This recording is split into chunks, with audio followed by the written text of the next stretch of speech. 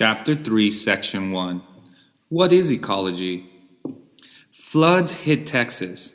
Wildfires char 3 states. Drought withers Florida. Such news often flashes across television screens, newspapers, and the internet. We are fascinated and frightened by these natural events, but there are other stories as well. Some tell of projects to restore wetlands in southern Florida and along the Mississippi River for the purposes of controlling floods and droughts. Other reports on improvements in air and water quality as a result of changes in the gasoline that we put in our cars. Like all organisms, we interact with our environment. To understand these interactions better and to learn how to control them, we turn to the science called ecology. Interactions and interdependence. Ecology is the scientific study of interactions among organisms and between organisms and their environment or surroundings. The word ecology was coined in 1866 by the German biologist Ernst Haeckel. Haeckel based this term on the Greek word oikos, meaning house, which is also the root of the word economy. Haeckel saw the living world as a household with an economy in which each organism plays a role. Nature's houses come in many sizes, from single cells to the entire planet. The largest of these houses is called the biosphere. The biosphere contains the combined portions of the planet in which all life exists, including land, water, and air, or atmosphere. It extends from about 8 kilometers above Earth's surface to as far as 11 kilometers below the surface of the ocean. Interactions within the biosphere produce a web of interactions and interdependence between organisms and its environment in which they live.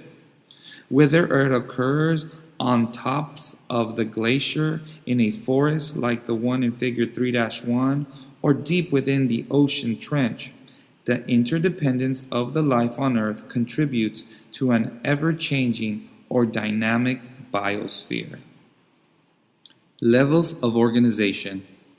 To understand relationships within the biosphere, ecologists ask questions about events and organisms that range in complexity from a single individual to the entire biosphere.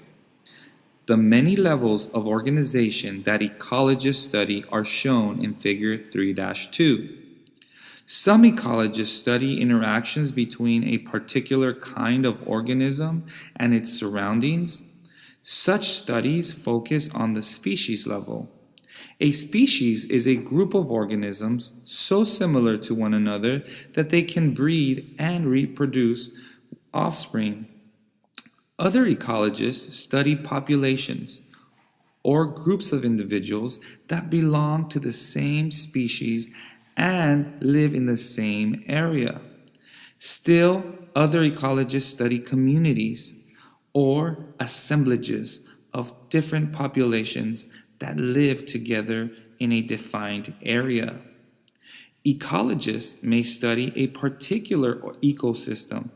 An ecosystem is a collection of all the organisms that live in a particular place, together with the non-living or physical environment. Larger systems called biomes are also studied by teams of ecologists. A biome is a group of ecosystems that have the same climate and similar dominant communities. The highest level of organization that ecologists study is the entire biosphere. The study of ecology ranges from the study of an individual organism to populations, communities, ecosystems, biomes, and finally, the entire biosphere.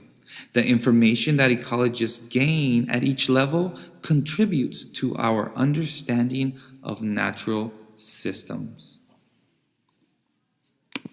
Ecological methods.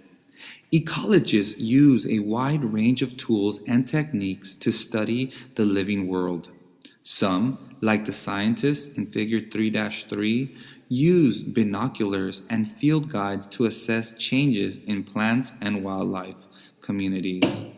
Others use studies of DNA to identify bacteria in the mud or coastal marshes. Still, others use radio tags to track migrating wildlife or use data gathered by satellites. Regardless of the tools they use, scientists conduct modern ecological research using three basic approaches: observing, experimenting, and modeling. All of these approaches rely on the application of scientific methods to guide ecological inquiry. Observing. Observing is often the first step in asking ecological questions. Some observations are simple. What species live here?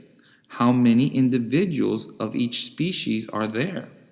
Other observations are more complex and may form the first step in the designing of experiments and models. Experimenting. Experiments can be used to test hypotheses. An ecologist may set up an artificial environment in a laboratory to imitate and manipulate conditions that organisms would encounter in the natural world. Other experiments are conducted with natural ecosystems. Modeling.